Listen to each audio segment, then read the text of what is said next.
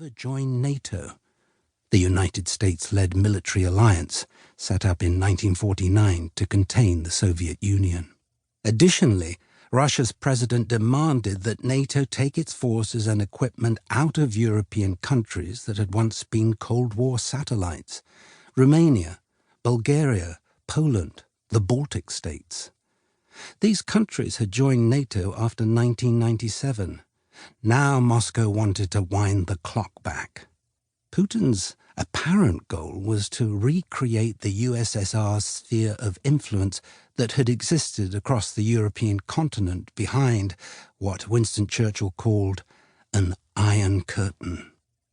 This zone encompassed Belarus and Ukraine, historic Russian lands, as Putin saw them, unjustly separated from Moscow by Bolshevik blunder and Western meddling.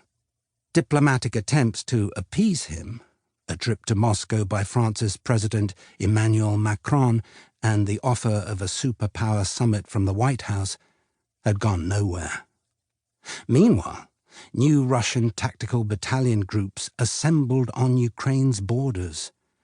Satellite images revealed an array of lethal modern weapons: Sukhoi fighter jets, Buk anti-aircraft missile systems, short-range artillery, fuel and transport vehicles. On that Monday, 2 days before my Borscht invitation, Putin held an extraordinary summit of his Security Council, Russia's top decision-making body. His spy chiefs, senior government colleagues and foreign minister all gave their support for a plan to recognize the Donetsk and Luhansk People's Republics, DNR and LNR, as independent. It was a bizarre display of fealty in Moscow. Whatever misgivings council members may have had were left unsaid. Putin's decision pushed the button on a broader Russian military intervention in Ukraine, which has been a sovereign state for 30 years. The DNR and LNR claimed territory in the Donbass that was under the control of Kyiv's pro-Western government, led by President Volodymyr Zelenskiy, a former TV star. An unsuccessful 8-year dialogue, named after Minsk, the Belarusian capital, over the status of these Russian-controlled zones was over. A terrible succession was dawning. Putin was seeking to resolve these political questions of lordship and allegiance, language and identity, using tactics familiar from Russia's dark past: bombs, destruction, and the murder of civilians.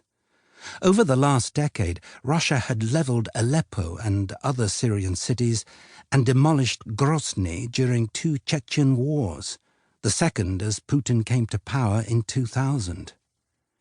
The immediate enemy this time was Ukraine, as well as its Atlanticist leadership. But the war that would play out in 2022 would be bigger and more epochal, a moment in which the world was forever transformed. Germany's Chancellor, Olaf Scholz, called it Zeitenwende, literally a time's turn, a turning point in history. It would mark the end of a period of relative peace that began in 1989 with the fall of the Berlin Wall. To paraphrase Lenin, there are decades where nothing happens, and weeks where decades happen.